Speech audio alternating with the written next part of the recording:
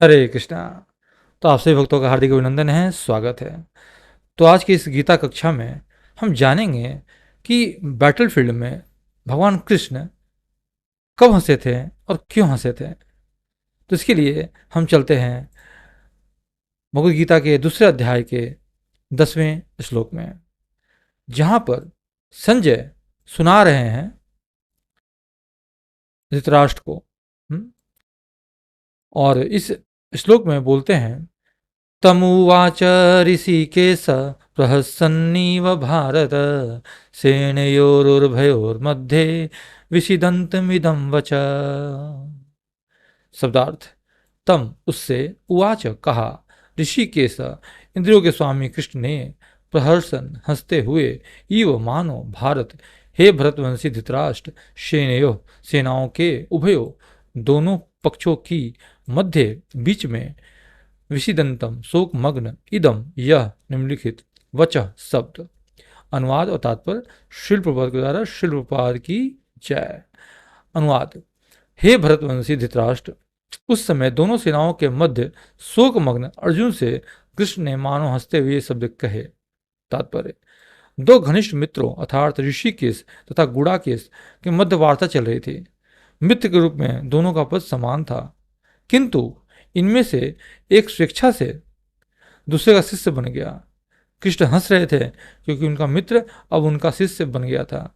सबों के स्वामी होने के कारण वे सदैव श्रेष्ठ पद पर रहते हैं, तो भी भगवान अपने भक्त के लिए सखा, पुत्र या प्रेमी बनना स्वीकार करते हैं। किंतु जब उन्हें गुरु रूप में अंगीकार कर लिया गया तो उन्होंने तुरंत गुरु की भूमिका निभाने के लिए शिष्य से गुरु की भांति गंभीरतापूर्वक बातें की, जैसा कि अपेक्षित है। ऐसा प्रतीत होता है कि गुरु तथा शिष्य की यह वार्ता दोनों सेनाओं की उपस्थिति में हुई, जिससे सारे लोग लाभान्वित हुए। अतः भगवद गीता का संवाद किसी एक व्यक्ति, समाज या जाति के लिए नहीं, अपितु सबों के लिए और उसे सुनने के लिए शत्रु या मित्र समान रूप से अधिकारी हैं। तो आइए करते हैं मंगलाचरण। ओम अज्ञानितिमिरान्धस्य ज्ञानाञ्जनशलाकया चक्षुरुन्मिलितं येन तस्मै श्रीगुरुवे नमः। श्रीचैतन्यमनोभीष्टं स्थापितं येन भूतले स्वयं रूप कदा मह्यं ददाति स्वपदान्तिकं। वन्देऽहं श्रीगुरौ श्रीयुतपदकमलं श्रीगुरून् वैष्णवांश्च श्रीरूपं साग्रजातं सहगणरघुनाथान्वितं तं सजीवं साद्वैतं सावधूतं परिजनसहितं कृष्णचैतन्यदेवं श्रीराधाकृष्णपादान् सहगणललिता श्रीविशाखान्विताश्च। हे कृष्ण करुणा सिन्धु दीनबन्धु जगत्पते गोपेश गोपिका कान्त राधा कान्त नमोस्तुते। तप्त कांचन गौरांगी राधे वृंदावनेश्वरी वृषभानुसुते देवी प्रणमामि हरिप्रिये।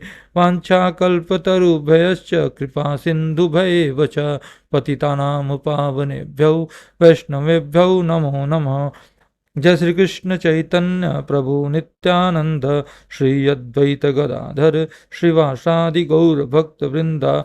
हरे कृष्णा कृष्णा कृष्णा हरे हरे, हरे राम राम राम हरे हरे। नमो विष्णुपादाय कृष्णपृष्ठाय भूतले श्रीमते भक्तिवेदांत स्वामिने इति नामिने। नमस्ते सारस्वते देवे गौरवाणी प्रचारिणे निर्विशेष शून्यवादी पाश्चात्य देश तारिणे।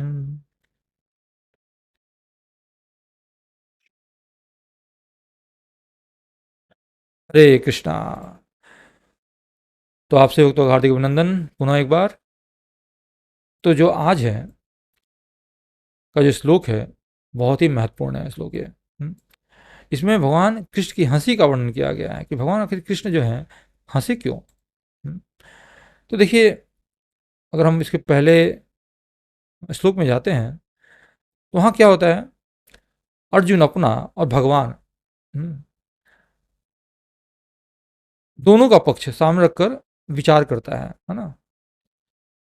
और अंत में ये निर्णय पहुंचता है कि अगर उसको अधिक से अधिक राज्य प्राप्त हो जाएगा या उसका सम्मान मिलेगा, यश मिलेगा, ख्याति होगी, निश्चित रूप से अगर आप राज्य प्राप्त करते हैं तो और युद्ध जीतते हैं तो संसार में यश होगा।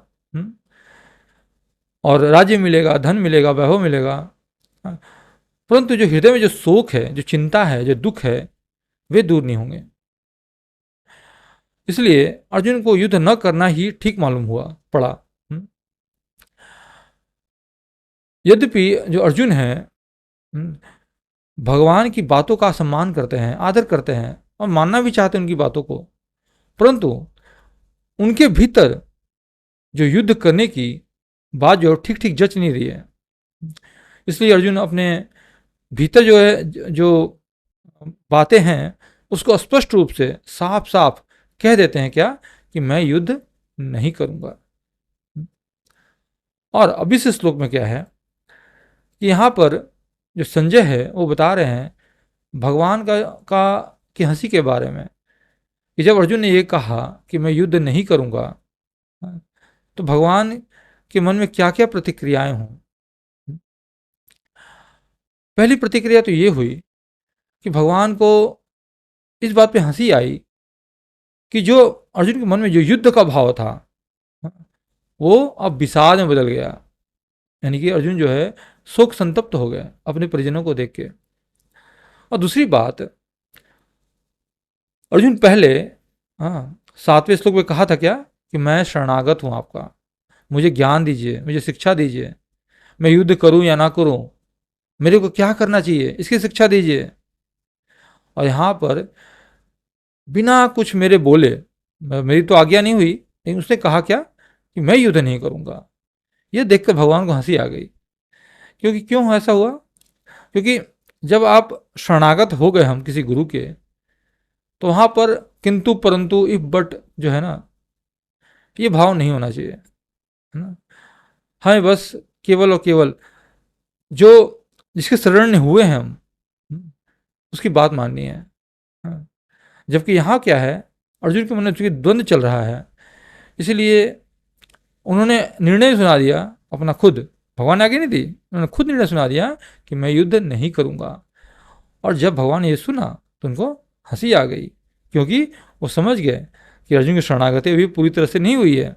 जैसे कई बार हम भी गुरु के शरणागत हो जाते हैं, कहते हैं हम शरणागत हैं, या दीक्षा हो जाती है, तो दीक्षा काले भक्त करे आत्मसमर्पण, है ना, कहा जाता है। दीक्षा काल में गुरु के आत्मसमर्पण करता है भक्त। लेकिन वो देखा जाए तो पूरी तरह सरेंडर तब तक नहीं हो पाता जब तक कि श्रद्धा के साथ साथ विश्वास ना हो जाए, है ना। और ऐसे भी श्रद्धा के कई विभाग हैं, शरणागति के कई भाव हैं। तो शरणागति बहुत ऊंची अवस्था है।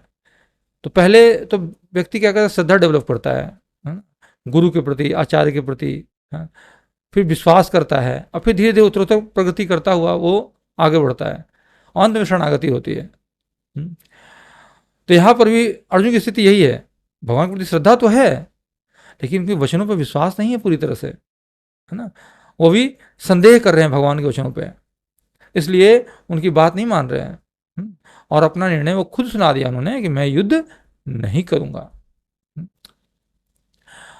भगवान देखा जाए तो भगवान को शुरू में कह देना चाहिए था कि ठीक है भाई, युद्ध नहीं करना है तो यथक्षसी यथा करो, यथक्षित तथा करो, है ना। 1863 भगवान बोलते हैं ना लास्ट में, जब सब कुछ पूरी भगवत गीता समाप्त हो जाती है तब बोलते हैं भगवान कि अब जाओ जैसा चाहते वैसा करो।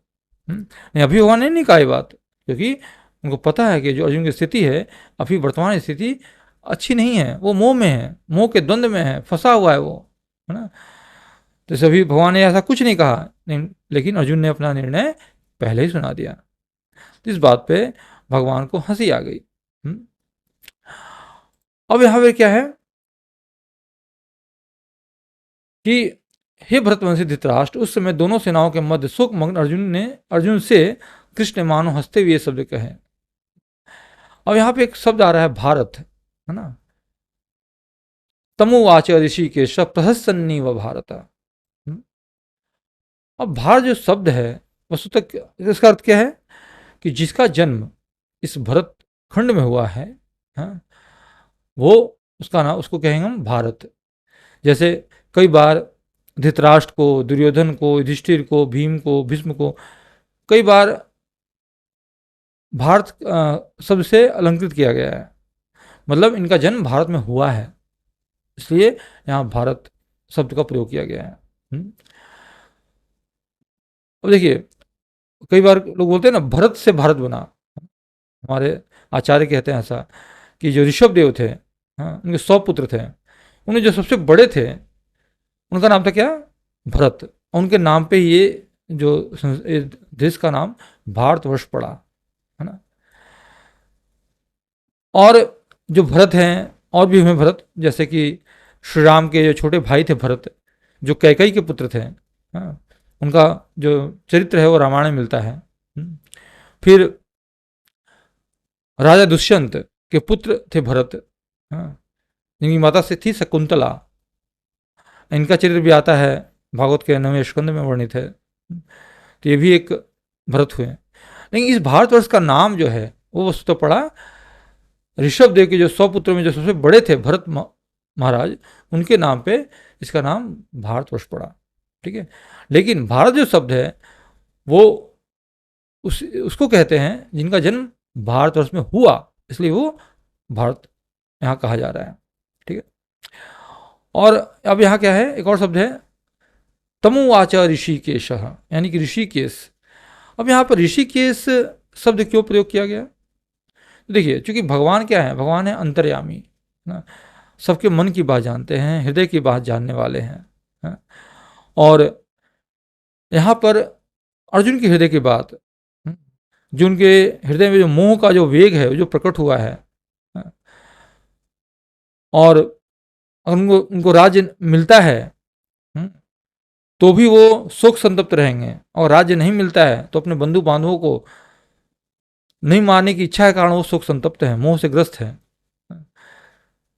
तो चूंकि भगवान तो अंतर्यामी है, तो अर्जुन के मन की बात को जानते हैं, इसलिए यहाँ पर ऋषिकेश शब्द का प्रयोग किया गया है। क्योंकि समस्त इंद्रियों के स्वामी, यानी हमारे इंद्रियों के स्वामी, अर्जुन के समस्त इंद्रियों के स्वामी कौन है, भगवान है। और भगवान उनके हृदय में बैठते हैं, सबके हृदय में बैठते हैं, इसलिए ऋषिकेश कहे जाते हैं। और दूसरा इसका अर्थ यह भी हो सकता है कि श्रीमद् भागवतम के पहले कैंटो के 8वें अध्याय के 23वें श्लोक में कुंती महारानी कहती हैं कृष्ण को पुकारते हुए, हे ऋषिकेश, आपने अपनी माता देवकी को कंस के कारागार से तथा उनके शोक से मुक्त किया था, तो आप मुझे भी और मेरे पुत्रों को भी आपने अनेक बार संकटों से बचाया है, मुक्त किया है। यानी कि एक तरह देखा जाए कि अगर किसी को शोक से मिटाना हो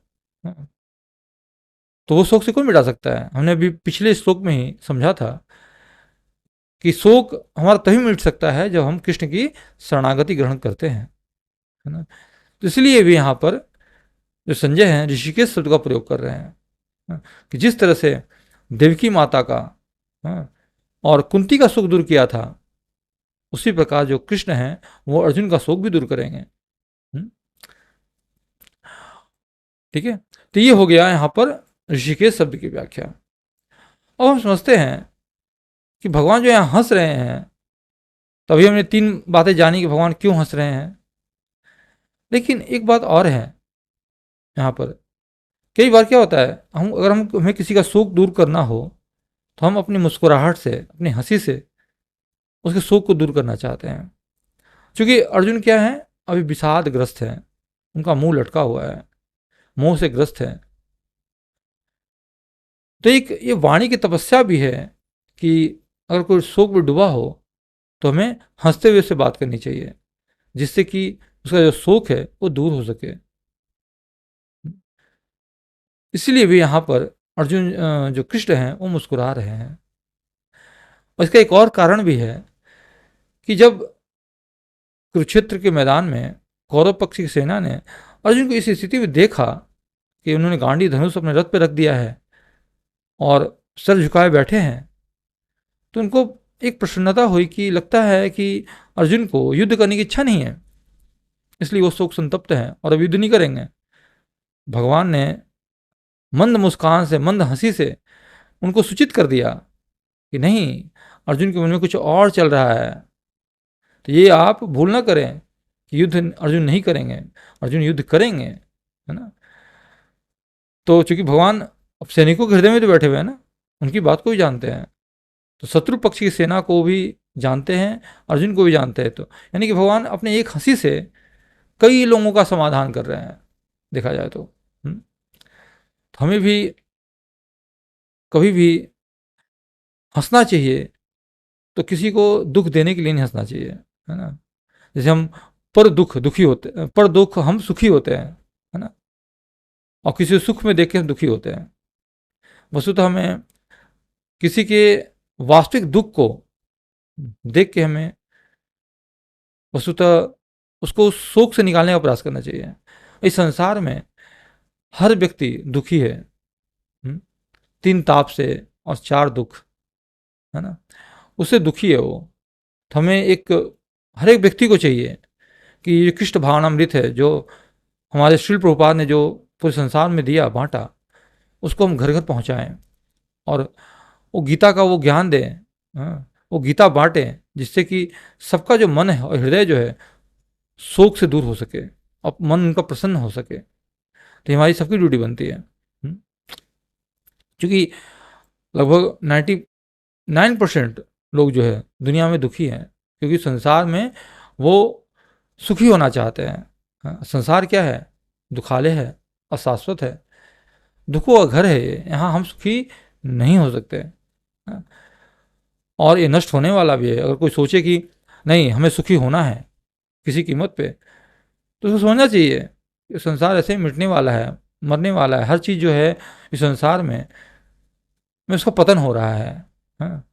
हम कोई छोटी ऐसे बड़ी चीज़ ले लीजिए, आप कोई जीवित चीज़ ले लीजिए या कोई अचल, जैसे कि कुछ भी जो जो संसार में चलती नहीं है, जैसे वृक्ष वगैरह, पर्वत वगैरह, सब कुछ नष्ट होने वाला है संसार में। तो हमें हमारा पहला कर्तव्य बनता है कि हम हर एक जीव को उसके उसके जो दुख है उसको दूर करें, उनको वास्तविक जो प्रसन्नता है वो हम दे सकें। और वास्तविक प्रसन्नता तभी मिल सकती है जब हम कृष्ण कथा करें, लोग कृष्ण की शरणागति ग्रहण करें, तभी जो है हर एक जीव प्रसन्न हो सकता है। तो यहाँ देखिए, यहाँ जो कृष्ण की हंसी है उसका अगर वर्णन करें हम, तो इसका शास्त्रों में कई जगह वर्णन आया है। श्रीमद् भागवतम में तो ये कूट कूट के भरा हुआ है। आप श्रीमद् भागवतम पढ़ेंगे तो वहाँ पर कपिल भगवान, कपिल जो स्वयं भगवान का अवतार है, अपनी माता देवती से कहते हैं, तीसरे कंटों के 25वें अध्याय के 35वें 36वें श्लोक में कहते हैं कि हे माता, मेरे भक्त जो है सदा सुंदर नेत्रों से युक्त मेरे प्रसन्न मुख का दर्शन करते हैं तथा साथ ही मुझसे प्रीतिपूर्वक बातें करना चाहते हैं। मेरे मुस्कुराते तथा आकर्षक रूप को देखकर और मोहक शब्दों को सुनकर संसार का समस्त आकर्षण भूल जाते हैं और न चाहते हुए उनको मुक्ति मिल जाती है। और फिर 32वें श्लोक में इसी अध्याय के वहां बताते हैं, इसी अध्याय के नहीं, 28वें अध्याय के 32वें श्लोक बताते हैं कि जो योगी होते हैं, यानी कि जो भगवान को परमात्मा रूप में देखते हैं हृदय में, उनको भी भगवान के उदार जो मुस्कान है उस पर ध्यान लगाना चाहिए, जिससे कि उनका जो शोक है वो दूर हो सके। तो यानी कि अगर हमें अपना वास्तविक शोक दूर करना है तो हमें भगवान के मुख का दर्शन करना चाहिए, हमें मंदिर जाना चाहिए और भगवान के उस मुस्कुराते हुए चेहरे को देखना चाहिए। हम देखते हैं ना, जैसे मंदिर जाते हैं अपना शोक भूल जाते हैं। क्यों? क्योंकि भगवान वहां पर साक्षात विराजमान है अर्चा विग्रह के रूप में और हमें दर्शन दे रहे हैं। तो जैसे ही हम अगर भगवान का अर्चा विग्रह निहारेंगे नीचे से ऊपर की तरफ और चेहरे को ध्यान से देखेंगे, उनकी मंद मुस्कुराहट हमारे सारे शोक को दूर कर देगी। तो यानी कि अगर हमें शोक को दूर करना है तो हमें भगवान कृष्ण की शरणागति ग्रहण करनी पड़ेगी, उनकी बात माननी पड़ेगी और तभी हम प्रसन्न हो सकते हैं। जैसे अगर हम आईने में अगर हम मुस्कुराते हुए देखते हैं अपने आप को, तो पता चलता है कि हम प्रसन्न हैं। उसी तरह से जब हम कृष्ण को देखते हैं मुस्कुराते हुए, तो हम भी प्रसन्न हो सकते हैं। ठीक है। अब बात आती है यहां पर शेन योरुर भयोर मध्य, अर्थात दोनों सेनाओं के मध्य में, दोनों सेनाओं में क्या हो रहा है। निश्चित रूप से अर्जुन चले थे युद्ध जो रणनीति है उसको देखने के लिए, किस कौन सेनाएं कहाँ कहाँ खड़ी है, कौन योद्धा कहाँ कहाँ खड़े हैं। लेकिन उनको देखने के पश्चात अर्जुन विषाद कर रहे हैं। हाँ? उनको तो प्रसन्न होना चाहिए था कि चलो भाई, चूंकि क्षत्रिय धर्म में युद्ध करना। हाँ? लेकिन अर्जुन विषाद कर रहे हैं और कृष्ण प्रसन्न हो रहे हैं। कृष्ण प्रसन्न हो रहे हैं अर्जुन को देख के, उसकी स्थिति को देख के। कि कैसी स्थिति है इसकी, उसके शोक को दूर करना चाहते हैं, इसलिए वो हंस रहे हैं, मुस्कुरा रहे हैं। ठीक है। फिर आगे बोलते हैं विषिदंतम, अर्थात विषाद करते हुए, यानी कि अर्जुन जो है उलझन पड़े हुए हैं। इस संसार में जीव क्या है, सब उलझन में है। जन्म मृत्यु जरा व्याधि दुख दोषानुदर्शनम। जन्म मृत्यु जरा व्याधि जो दुख है, लेकिन चूंकि माया इतनी प्रबल है कि दुख, उस जो दुख है वो उसको दिखता नहीं जीव को। हाँ, हाँ ये जरूर है कि जब बुढ़ापा या मृत्यु आती है तो वो शोक से ग्रस्त हो जाता है। अगर उसको उसका इलाज पता हो, उपाय पता हो, तो शोक से बच सकता है। और मनुष्य जन्म मिला भी इसीलिए है कि हम इस शोक से उबर सके।